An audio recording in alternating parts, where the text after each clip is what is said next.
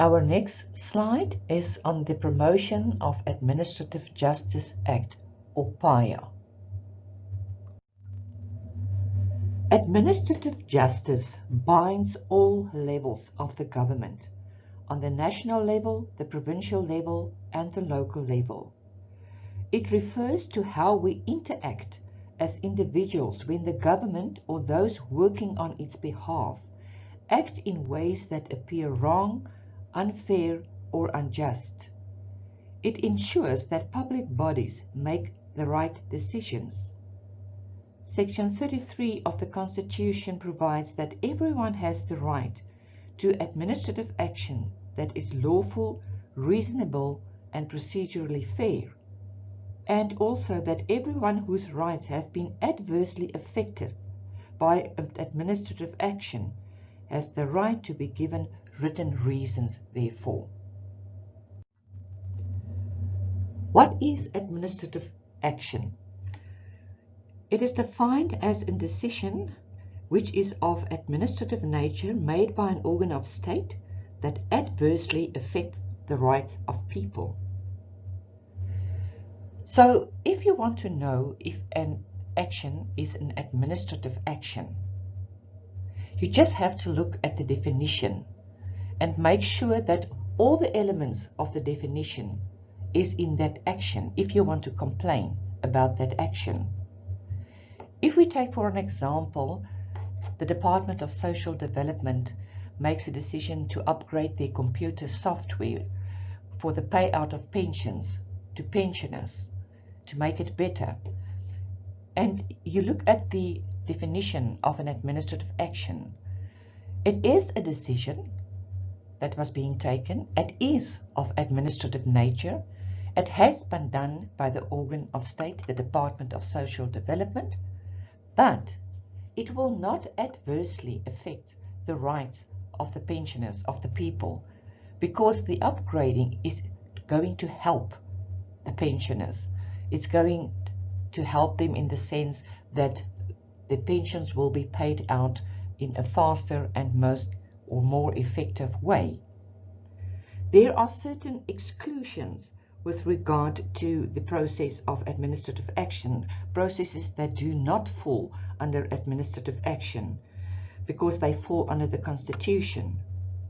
That is policy decisions of the executive authority of the government, the making of legislation, judicial functions of courts and other bodies, and decisions taken under the Protection of Personal Information Act, or POPI. The Paia Act requires procedural fairness. Procedural fairness refers to the matter that both sides of the story must be listened to. Each party must be given the opportunity to present their side, and no one must be judged without a fair hearing. This is being called the Odi Alteram Partem rule. We also have the Nemo rule, in short. That means that no one can be a judge in its own case. That also refers to that justice must not only be done, it must be seen to be done, and there must be no bias. Case law in this case is Liebenberg versus the Brakpan Liquor Licensing Board, where the brother of the head of the Liquor Licensing Board applied for a license. And this cannot be done because there will be bias in this case, or there was bias in this case. So what does Paia requires? It requires for administrators to follow fair procedures when making decisions. It requires administrators to give adequate reasons when asked to do so for the decisions that they have taken. It requires administrators to inform people about their rights to review or appeal and to request reasons for a decision being made. It gives members of the public the right to challenge administrative decisions in court on a number of grounds, and it lays down the procedures that must be followed by people when seeking judicial review. The process of administrative action includes, in the first place, adequate notice. That means a person must be given enough time to respond to the planned administrative action. The person also needs to know enough information about the proposed administrative action to be able to work out how to respond to the proposed action. They need to know the nature of the action, in other words, what is being proposed, and the purpose, why is the action being proposed.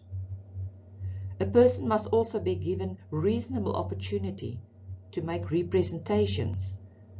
The length of the time a person should be given to make representations will be different in different circumstances.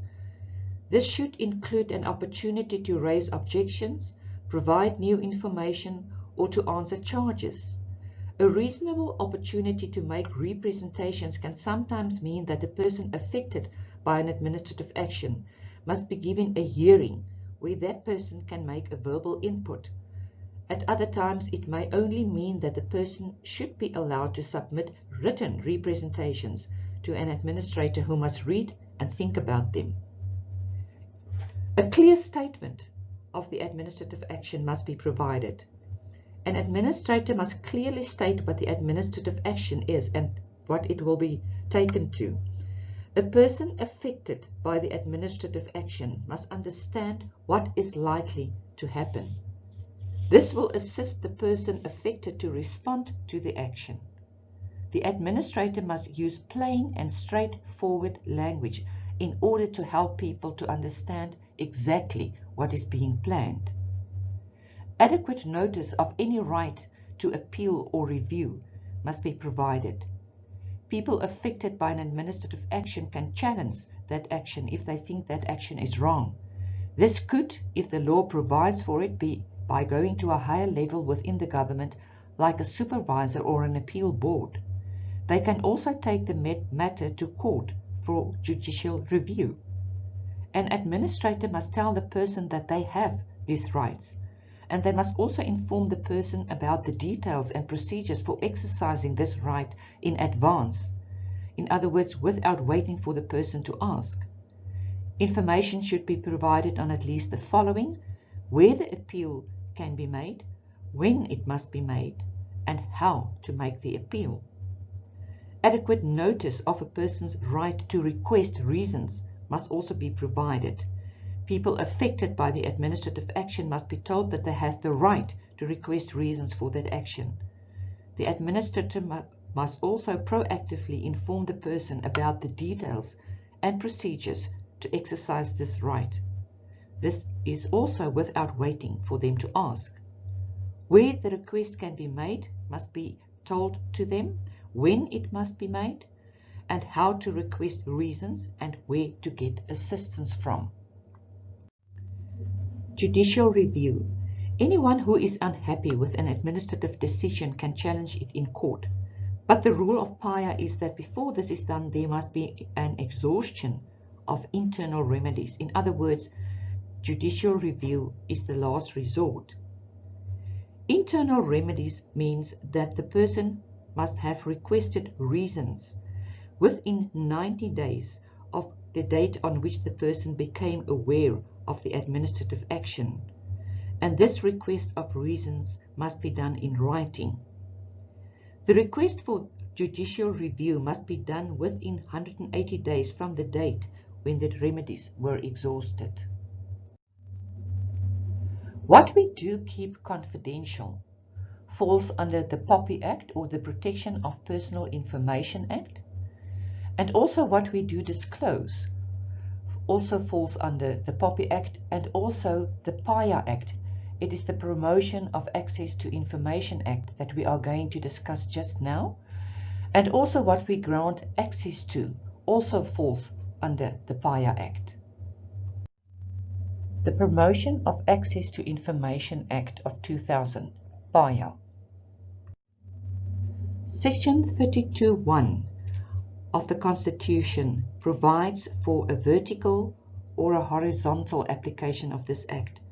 A vertical application means that everyone has the right of access to information held by the state, as well as the horizontal application, any information that is held by another person and that is required for the exercise or protection of any rights.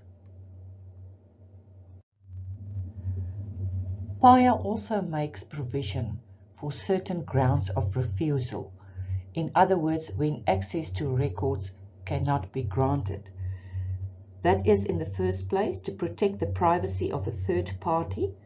This means that no information about a third party or a deceased person can be provided except when consent has been obtained or when that information is already publicly available. Then also, with regard to the commercial information of a third party, for example, trade secrets, financial information, or for information provided in confidence when there is a duty owed to a third party in terms of an agreement to keep certain information confidential. Then for national security, privileged records, research information, or when it will endanger a person or property, or to protect economic interests, for example, a contemplated sale of property or contemplated international trade agreement. It is important to note that despite the fact that a ground of refusal applies, the information officer must grant access if the disclosure would reveal evidence of a substantial contravention of or a failure to comply with the law, if there is a risk to public safety or an environmental risk, or if the public interest outweighs the harm contemplated in the grounds of the refusal.